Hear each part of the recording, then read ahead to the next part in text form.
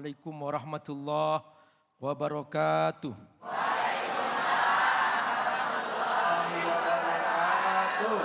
Alhamdulillah. Wassalatu wassalamu ala rasulillah. Wa ala alihi wa sahbihi wa mawala. Ashhadu an la ilaha illallah. Wahdahu la syarika lah. Wa ashhadu anna Muhammadan abduhu wa rasuluh. Allahumma salli ala sayyidina Muhammad wa ala alihi wa sahbihi ajma'in wa ba'du. Bu, sehat? Alhamdulillah. Pak, semangat? Masya Allah, hari ini hampir seimbang. Ya, bapak-bapaknya banyak, ibu-ibunya juga banyak. Berarti kalau hadir ke pengajian ini, kiamat masih lama. Ya. Karena kadang-kadang ya Bang David ya, di sebuah masjid kita ngisi pengajian, bapak-bapaknya 3, ibu-ibunya ratusan, Masya Allah. 1:50. Berarti kalau 1:50 berarti kiamat sudah dekat. Alhamdulillah. Di sini masih jauh. Masya Allah. Jadi gini, kita akan bahas surah An-Nisa. An-Nisa apa artinya Bu? Perempuan. Di dalam Al-Quran ada enggak surah Ar-Rijal Pak? Ada. Enggak ada. Ar-Rijal apa artinya Pak? Laki-laki. Laki-laki. Iya. Kenapa kok An-Nisa? Karena kaum perempuan adalah titipan Allah bagi kaum laki-laki. Laki-laki adalah pemimpin. Ar-rijal qawwamun 'alan nisa. Maka laki-laki enggak perlu diangkat-angkat karena sudah punya derajat sendiri. Tapi kalau perempuan harus dijaga, ya Bu? Ya. Dilindungi, betul? Ya, jangan sampai kurang belanjaannya. Betul Bu? Betul. Tuh Pak, betul. Ya, Masya Allah. Nah, surah An-Nisa secara keseluruhan membahas tentang kewajiban kita berbuat adil. Dan adil itu dikatakan adil kalau berpihak kepada yang lemah. Kaum perempuan adalah titipan Allah, makhluk khusus. Karena dia punya kelemahan. Yang kalau dibanding laki-laki, dia tidak sekuat laki-laki. Namun dari segi perasaan, dari segi ketangguhan, kaum perempuan lebih tangguh.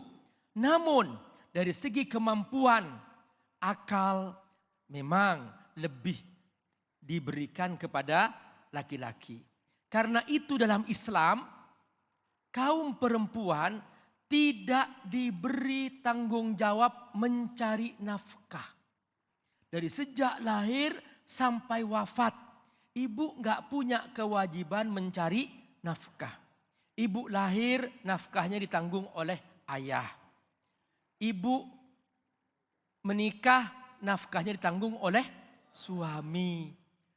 Suami meninggal, nafkahnya ditanggung oleh anak yang laki-laki.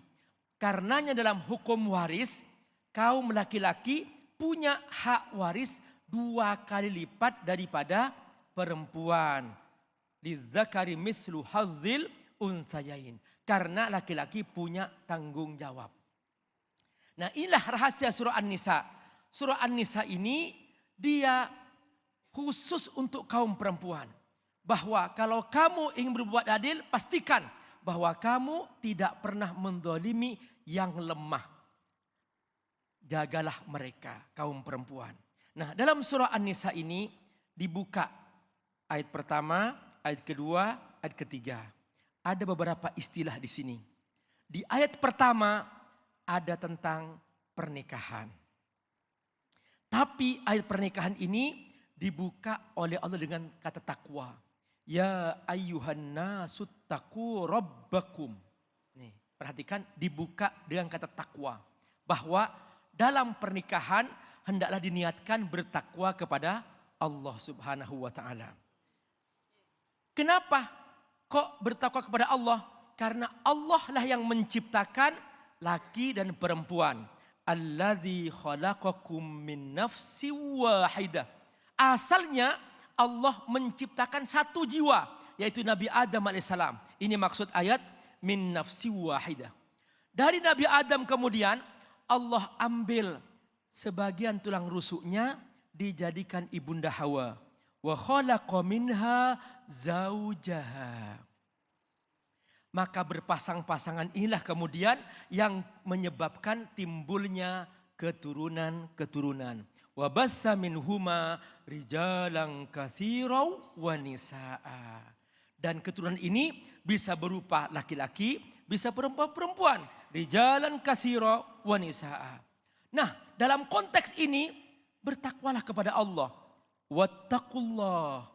Kenapa? Karena nanti di hari kiamat kita akan dimintai pertanggungjawaban oleh Allah Subhanahu wa taala. Jangan sampai suami mendolimi istri. Jangan sampai ayah ibu mendolimi anak. Jangan sampai istri mendolimi suami. Wattaqullah allazi tasaaluna bihi wal arham. Kenapa? Karena kita semua nanti akan dihisap oleh Allah Subhanahu wa taala. Kita masih bisa kadang-kadang menipu makhluk. Tapi kalau Allah enggak mungkin bisa ditipu. Innallaha kana alaikum raqiba. Innallaha kana alaikum raqiba. Raqib artinya Allah mengontrol, memantau, melihat apa yang telah kita kerjakan selama ini. Apakah ada kezaliman, apakah ada penyiksaan, semua itu ada hukumannya di alam akhirat nanti. Namun dalam pernikahan kadang terjadi sebuah musibah. Tiba-tiba sang suami meninggal dunia. Di sini ada konteks yang namanya anak yatim.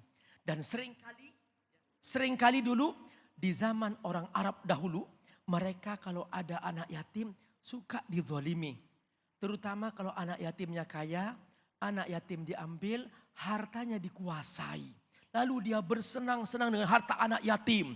Setelah itu kadang-kadang dia suka menikahi anak yatim tidak diberi mahar. Makanya khusus untuk anak yatim Allah beri peringatan. Wa atul yatama amwalahum. Kata Allah, ingat harta anak yatim jangan kamu kuasai. Berikan kepada mereka. Yatim ini Bu, Pak, yatim dikatakan yatim selama belum balik. Kalau sudah balik, dia bukan yatim lagi. Tahta sinil bulu, begitu tafsirnya. Nah, makanya mereka selama belum balik, berikan harta mereka. Wala tatabaddul khabitha bittayyib.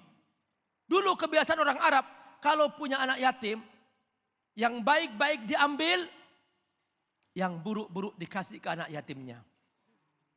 Yang baik dikatakan at-tayyib, yang buruk dikatakan al-khabith. Kata Allah, wala tatabaddul khabitha bittayyib. Jangan kamu tukar. Kamu ambil yang baik, kamu kasih ke anak yatim yang buruk. Lalu kemudian ada juga orang Arab dulu, mereka mencampur aduk yang enak-enak dimakan untuk yang menanggung anak yatim. Tapi anak yatim dikasih yang buruk-buruk. Wala ta'kulu amwalahum ila amwalikum. Jangan kau campur aduk. Pisahkan harta anak yatim, harta kamu, harta kamu, kata Allah. Innahu kana huban kabira. Kalau kau melakukan itu dosa besar. Setelah itu ada kejadian. Banyak orang Arab dahulu mereka menikahi anak yatim dan tidak diberi mahar. Makanya Allah memberikan nasihat. Untuk konteks anak yatim ini kamu jangan main-main. Memang Allah Subhanahu wa taala memberikan peringatan di sini bahwa wa in khiftum alla tuqsitu fil yatama fankihu ma tabalakum minan nisa'i masna wa thulatha wa ruba. Kata Allah, kalau kamu ingin berbuat adil, kamu tidak takut zalim, silahkan kau menikahi dengan mereka. Anak yatim silahkan, tapi jangan dizalimi. Tapi kalau kamu mau berbuat zalim, jangan coba-coba menikahi mereka. Silahkan kamu menikahi yang lain saja. Dari perempuan yang lain saja. Terserah mau 2, 3, 4. Tapi kata Allah, ingat judul utama surah An-Nisa tentang berbuat adil. Makanya ayat tentang poligami ada hubungannya dengan masalah berbuat adil. Fa in khiftum alla ta'dilu fawahidah. Kalau kamu tidak mampu berbuat adil, jangan menikah. Banyak, cukup satu saja kata Allah. Au ma malakat aimanukum, atau kamu cukup satu dari hamba sahaya kamu yang kamu punya. Dzalika adna alla ta'ulu. Itu cara supaya kamu tidak berbuat dolim. Jadi intinya, Pak, halo, Pak, jangan yang diingat poligaminya. Yang dipikir poligaminya melulu. Ingat adilnya bisa enggak? Kalau tidak bisa berbuat adil, dan kalau dengan poligami akan berbuat dolim, jangan coba-coba poligami. Kok di sini yang nyaring? Bapak? Oh, diem aja, Masya Allah. Semoga Allah berkahi.